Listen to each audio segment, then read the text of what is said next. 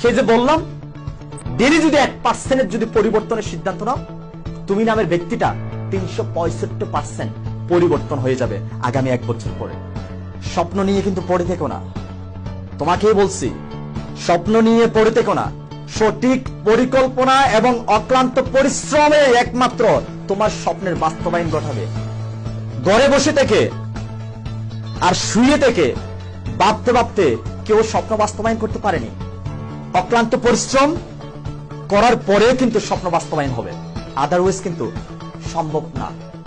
সফলতার জন্য তোমাকে সবচেয়ে বেশি যেটা করতে হবে সেটা হচ্ছে কি, চেষ্টা করো, বারবার চেষ্টা করো, আবার চেষ্টা করো, এন্ড আরো একবার চেষ্টা করো।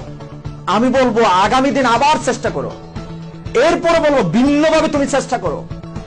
এমন কাউকে তুমি খুঁজে নাও যে কাজটা সম্পূর্ণ করেছে, যে সেই ফিল্ডে সফলতা অর্জন করেছে, এমন কাউকে খুঁজে নাও এবং পরের দিন কাজটা করতে কোথায় সমস্যা হচ্ছে সেটাকে ফাইন্ড আউট করো। আবার এমন ভাবে চেষ্টা করা শুরু করো যতক্ষণ পর্যন্ত তুমি তোমার অ্যাচিভমেন্ট, তোমার গন্তব্যে পৌঁছাতে পারো নাই, ততক্ষণ তুমি লেগে থাকো। অতএব চেষ্টার কোনো বিকল্প রাস্তা নাই। চেষ্টা করলে তুমি সফল হবেই নিশ্চিত। সফল হওয়ার জন্য একটাই নিয়ম, সেটা হচ্ছে কি, কখনো তোমার গন্তব্য, তোমার লক্ষ্য থেকে তোমার ফোকাস হাঁটাবে না, এদিক না এদিক, কোনো দিকে হাঁটাবে না। তোমার শুধু লক্ষ্যে ফোকাস রাখবে, তাহলে তুমি নিশ্চিতেই তুমি সফল হবেই। প্রতিদিন একটা জিনিস মনে করবে, you can, if you think you can. Yes, যদি তুমি মনে করো তোমাকে দিয়ে সম্ভব, ইয়েস তোমাকে দিয়ে সম্ভব। আর যদি মনে করো আমি কিভাবে করব, তাহলে ইয়েস তোমাকে দিয়ে সম্ভব না। তুমি কি পৃথিবীর সবচেয়ে ব্যর্থ রূপে রূপান্তরিত হতে চাও, না নাকি সবচেয়ে বেশি সাফল্যের অধিকারী হতে চাও? দুইটা ব্যক্তি কিন্তু তোমার ভিতরে ঘুমিয়ে আছে। এখন তোমার উপর ডিপেন্ড করে কোন ব্যক্তিকে তুমি শক্তিশালী করবে এন্ড কোন ব্যক্তিকে তুমি জেগে তুলবে। আর আমি চয়েস করেছি জাগিয়ে তোলার জন্য, আমি সার্থক সাফল্য, সর্বোচ্চ সাফল্য অর্জন করা ব্যক্তি হিসেবে রূপান্তরিত হওয়ার জন্য। আমি বলবো কি, তুমিও পারবে যদি তুমি আজকে সিদ্ধান্ত নাও। ইয়েস, অবশ্য সম্ভব তোমাকে দিয়ে সাফল্য অর্জন করা সর্বোচ্চ লেভেলে। জাস্ট প্রতিদিন এভাবে নিজেকে নিজে বলো, yes I can do it, yes I will do it, yes I must do it. কে তোমাকে নেগেটিভ করবে? কে তোমাকে থামিয়ে দিবে?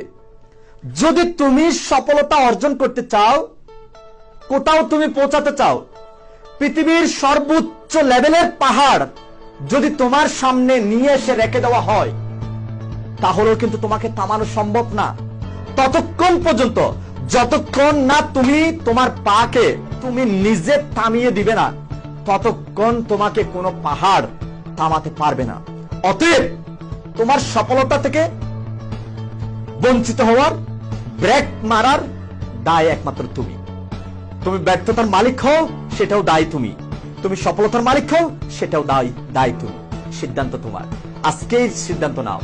জাস্ট এটাই সবসময় মনে করবে, আমি জিতবই, হয়তো খুব শীঘ্রই না, কিন্তু অবশ্যই আমি জিতবো। যে কাজে হোক, তুমি পড়াশোনা করতেছো, তুমি চাকরি করতেছো, তুমি ব্যবসা করতেছো, প্রতিদিন মনে করে এটা, ইয়েস আমি জিতবই, হয় শীঘ্রই না, হয়তোবা খুব শীঘ্রই না, কিন্তু অবশ্যই আমি জিতবো। এভাবে প্রতিদিন নিজের আত্মবিশ্বাসকে বাড়িয়ে তোলো, তাহলে কেউ তোমাকে হার মানাতে পারবে না।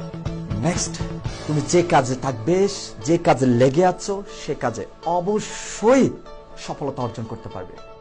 আর মনে থাকে যেন, আমি আবার বলছি, তুমি কে আর তুমি কি হতে চাও, তোমার লক্ষ্য কি, আর প্রবাসে যদি এসে থাকো কেন আসলে, এগুলোর জবাব বের করো, দেখবে তুমি হয়ে যেতে পারবে। ধন্যবাদ।